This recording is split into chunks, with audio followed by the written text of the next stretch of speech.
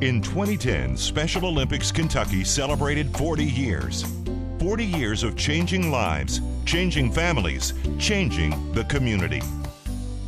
The training athletes receive on the playing field carries over to their families, their neighborhoods, and the community, their schools and workplaces. Special Olympics builds strong athletes, starting with the Young Athlete program, where children can be involved at the age of 2. Athletes like Nicholas. Nicholas's accomplishments are recognized not only by his family, but by his neighbors as well. The story of Nicholas is special and unique.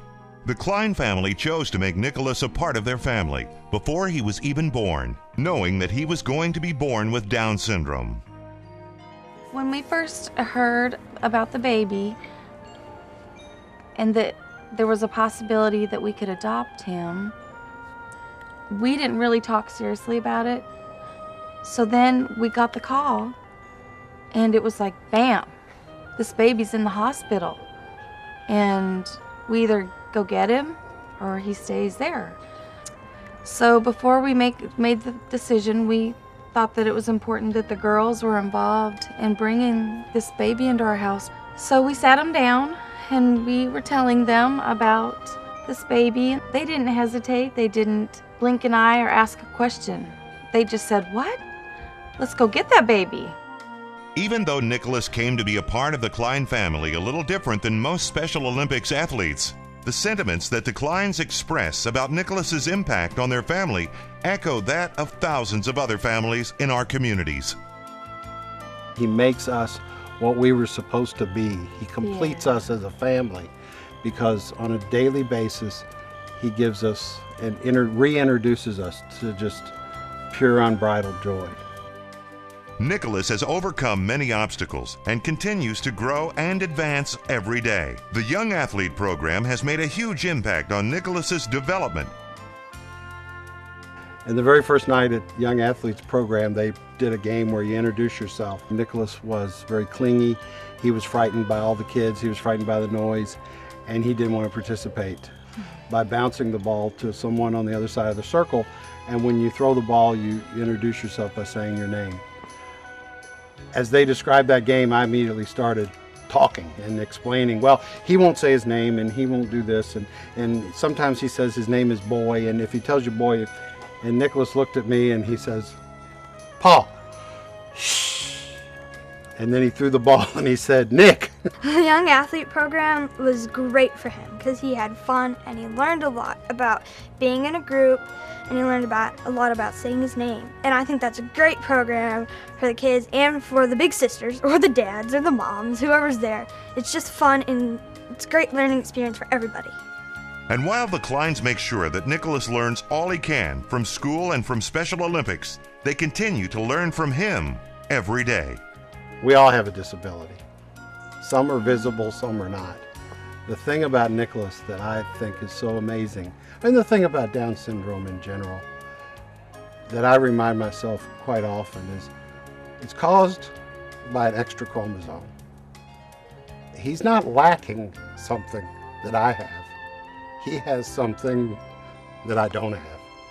And the joyfulness, the seeing beauty where we don't see beauty, the making us stop and laugh and have fun, that's what he has to teach us.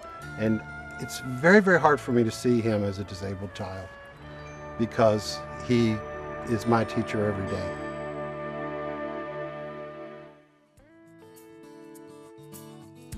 Special Olympics builds strong families too. We're charged with protecting a very valuable name that lifts up every family and athlete we have in Kentucky, and that's the name of Special Olympics. Families and our athletes that participate in this program expect a program that offers the highest level competition, that operates in the most ethical way, and helps lift each athlete up to be his or her best. Families like the Caberleys. Rick and Karen and their son Jacob have gained a lot from Special Olympics. They've watched Jacob compete in a variety of sports. Well, one thing that Special Olympics has done for him, he fits in and he's made friends, and we've made a lot of friends too. Special Olympics has really helped make his self-esteem a lot higher. To me, it really it shows a difference. And I don't know, just the whole atmosphere of him being happier has been great. They have watched their family grow as well. When one of Jacob's teammates and friends found himself in a situation where he needed a home, the Caverlys not only provided him with a home, they provided him with a family. Chris was kind of out on his own, didn't have a place to go, and so me and Karen, we opened up the home to him, and he's been with us living with us for a year. And I built a little room addition on the garage, so he's still there. I get along with all of their family. Everybody likes me coming over, spending Thanksgiving and all the holidays with them and everything like that. And it's like we're just like basically just two brothers. I help him out, he helps me out. We just take care of each other. They are proud of their accomplishments through Special Olympics. I think people should realize that, hey, you should come out and watch us, because it's pretty much the same thing that we do as anybody else, any normal person that would do. You meet a lot of people here, and it's basically for everybody. It's not what you think. Everyone gets to play. It's not a single person game. Everybody plays, and everyone gets out there and they try their hardest. And it doesn't matter if you're on the opposite side or our side. Everybody's cheering for everybody. Over the last 40 years, we have seen attitudes toward individuals with intellectual disabilities change. We've seen our athletes go from being very shy, underserved, certainly not carrying the confidence that they need as young adults and adults to be successful in this world, to grow into people who demand jobs, want to live in our neighborhoods, want to be part of society.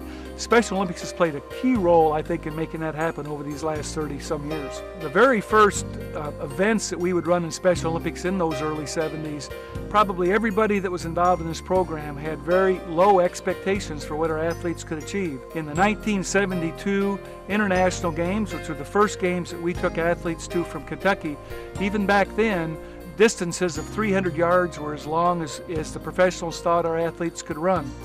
But now we're seeing our athletes accomplish things far beyond what even professionals thought could happen in those early 70s. And it's an exciting time. It makes today an exciting time for these athletes, because now the vision for what everyone has for what they can do is even greater.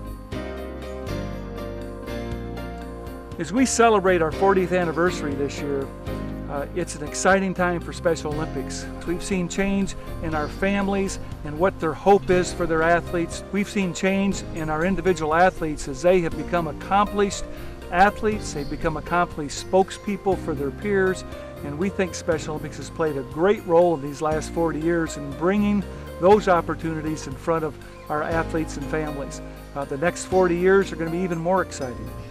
Support for this program is extremely critical. It's a program in Kentucky that exists because people recognize what we do, and they recognize the value of what Special Olympics provides, not just on the field, but in the total life of our athletes.